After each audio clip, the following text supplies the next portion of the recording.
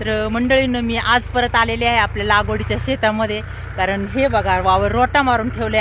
काल आपल्याला याच्यामध्ये दिसत होतं रोप, कांद्याचं रोप, आणि संपूर्ण रोप आम्ही कालच्या काल उपटलं, कारण रोपाची ही जागा लावून घेणे गरजेचं होतं। काल किती सारं गवत वगैरे होतं, पण सकाळी सकाळी एकदम रोटा मारून ठेवला। काल संध्याकाळपर्यंत आम्ही रोप उपटत होता, आणि रोटा मारल्यानंतर बघा आता सारं पाडायला आपला ट्रॅक्टर पण आलेला आहे, कारण म्हणतात चला आता सारं जर पाडून झालं तर मग आता आपलं ही रोपाची पण जागा सगळी लावून होणार आहे। तर हे बघा आता आपलं ट्रॅक्टरने चाललंय मस्तपैकी सारं पाडायचं का। आता जरा इकडं इथपर्यंत सारं पाडत आलं का मी दाखवते कसे सारे पाडले, आणि जे काय आपण रोप विकतचं उपटून आलेलं आहे ना मैत्रिणी, त्याचे देखील जुड आता इथं पडलेले आहे, ते ठेवलेत म्हणजे आता ऊन आहे मैत्रिणी लई। तर एवढं सारं आता हे रोप आपण उपटून आणलेलं आहे ते, आणि जे काय आपल्या ह्या वावरातलं रोप होतं ते आपल्या सपरामध्ये ठेवलेलं आहे, असं जरा झाकून ठेवलेलं आहे। बाहेरच्या रोपावरचे आताच झाकून काढलं, जरा गरम पण होतंय।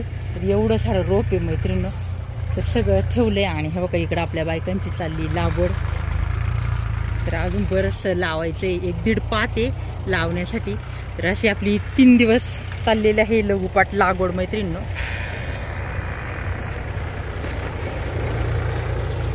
तर आज काय रोप उपटायचं नाही म्हटल्यावर मला काही जास्त काम नाही, फक्त आपलं रोप नेऊन द्यायचं बायकांच्या पाठीमागं। तर हे बघा इथून गंबेल्यामध्ये रोप भरायचं आणि रोप पुरवायचं, एवढंच काम आहे आज का। मी दाखवते पुढच्या वावरातली आपली कालची लागवड झालेली।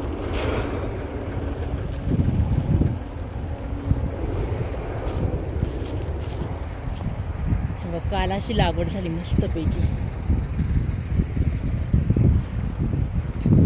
तर मैत्रिणींनो आजची तारीख किती गमती पाहिजे बघा ना, 6/12/24। तर 6 म्हटल्यावर अर्धा डझन, 12 म्हटल्यावर 1 डझन, आणि 24 म्हटल्यावर 2 डझन। अर्धा डझन, 1 डझन आणि 2 डझन। तर अशी मस्तपैकी तारीख आहे आज, युनिक अशी। आणि म्हटलं चला असं आठवलं का 6/12/24, तर अशी मस्तपैकी अर्धा डझन, 1 डझन, 2 डझन अशी तारीख आहे, तर छान वाटते। तर बघा असं कधीतरीच असं युनिक एक तारीख येते, तर ऐकायलाही भारी वाटते मैत्रिणींनो। तर इकडं पण हे वावर लावलेलं आहे, अर्ध रिकामं होतं तेवढं लावून घेतलंय, आणि जे काही रोप होतं तेवढं अर्ध राहिलेलं आहे।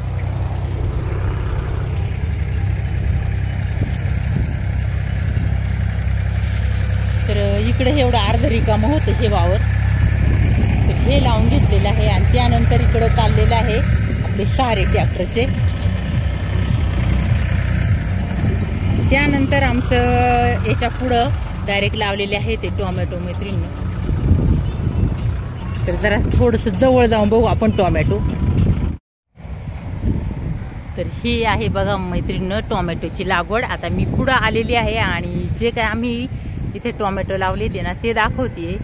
तर याआधी मैत्रिणींनो वरती आपल्या घराजवळ टोमॅटो होती, ते टोमॅटो संपली, आणि त्यानंतर त्या टोमॅटोच्या वारामध्ये लावलेला आहे झेंडू।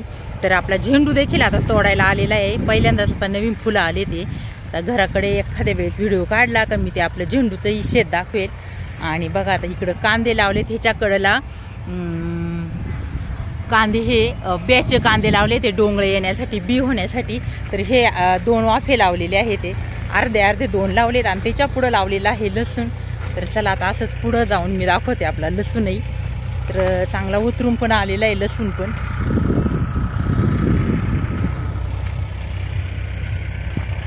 तर हे बघा इथपर्यंत लावलेले आहे म्हणजे हे ब्याचे कांदे डोंगळ्यासाठी, आणि इथून पुढं लावलेला आहे हा लसूण। तर लसूण कमी मैत्रिणी बघा ना, मकाच किती उतरली, कारण याआधी याच्यामध्ये होते मका। तर जे काय कंस पडले खाली, मका पडली, तर ते सगळं बी खाली पडून उरले। आता हे सगळं खुरपून घ्यावं लागणार आहे, मका काढून टाकावं लागणार आहे। आणि हा आहे आपला लसूण, तर बारका बारकाचे, कारण 8-10 दिवसच झाले ते हा लसूण आणि कांदे लावलेला हा डोंगळ्याचे। ही आपली लागवड 3 दिवस लागतोय लघुपाट, ही 2 दिवसापूर्वीची लागवड इकडं। तर चला आता असंच पुढं बायकांकडे जाऊया, रोप संपला असेल त्यांना रोप द्यावा लागणार आहे मैत्रिणींनो। तर मंडळीने हे बघा आपले एवढे 10 सारं रोप होतं. आता हे रोपाला पुन्हा आता इथं रोटा मारून सारे आता सगळे पाडून झालेले आहेत. आणि बघा आता इकडे बायका आता आपल्याला लावतात ते.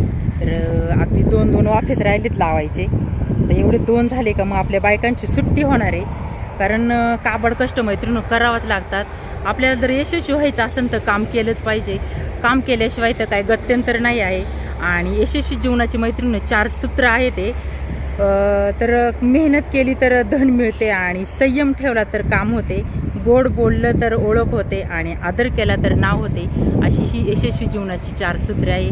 आपल्याला यशस्वी होण्यासाठी काबड कष्ट हे करावंच लागतंय. आणि काळ्या आईमध्ये मन लावून काम केलं, हात भरून काम केलं तर ती अगदी आपल्याला पोट भरून धनधान्य देते.